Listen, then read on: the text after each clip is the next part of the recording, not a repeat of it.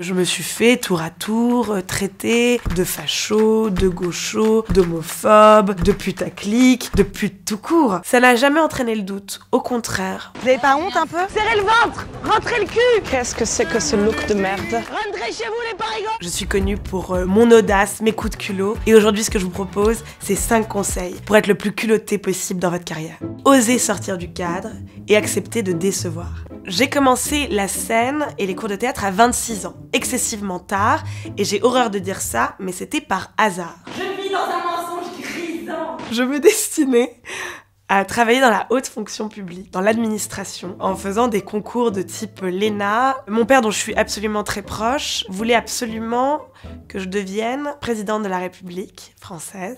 D'ailleurs, c'est pas dit que ça ne se fasse pas. Comment j'ai annoncé à mes proches que j'arrêtais ce parcours exemplaire pour devenir comédienne? Je dirais que ça a été un moment de chaos. Le basculement, de manière générale, entraîne la déception. Parce que on est tous le projet de nos proches. Et lorsqu'on refuse à un moment d'être ce projet-là, on déçoit. Je tentais de les convaincre, mais quand j'essayais de les convaincre, je me rappelle, je rougissais, je transpirais. Et puis à un moment, j'ai arrêté d'essayer de convaincre et j'ai juste fait. Ne pas avoir peur du ridicule. Marie Saint-Filtre, c'est un personnage que j'ai créé, qui est une sorte de version assez caricaturale de ma personne. C'est parti, pardon, excusez-moi. Qu'est-ce que t'as toi? Ah oui, Marie Saint-Filtre est ridicule, moi je la regarde pas beaucoup.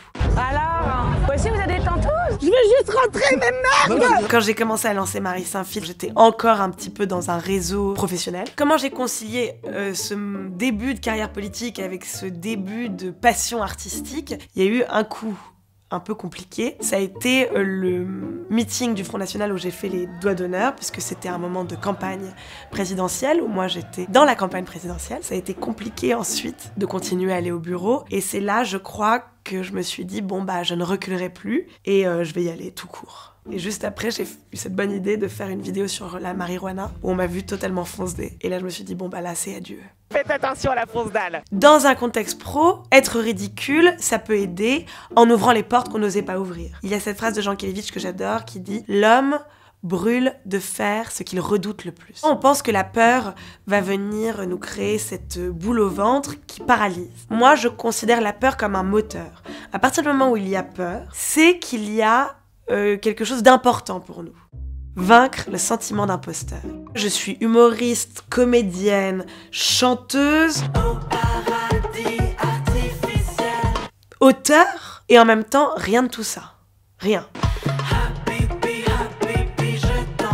Le culot, c'est aller sur des terrains que l'on ne maîtrise pas, mais que l'on désire. Pour sortir définitivement de ce sentiment d'être un imposteur, c'est au contraire, d'accepter d'être une imposture dans toute chose, d'accepter de ne pas être à sa place. Attendre d'être légitime, c'est une quête éternelle, ça n'arrivera jamais. Accepter d'être critiqué. Je reçois généralement de très vives critiques, notamment parce que le personnage de Marie Saint-Filtre est particulièrement clivant. Je n'ai rien à foutre. C'est pas la meilleure des journées, parce qu'on prend des coups. Ça n'a jamais entraîné le doute, au contraire, je dirais que ça m'a permis de me redéfinir. Il faut du culot pour transformer de façon positive la critique, il y a deux façons de le faire.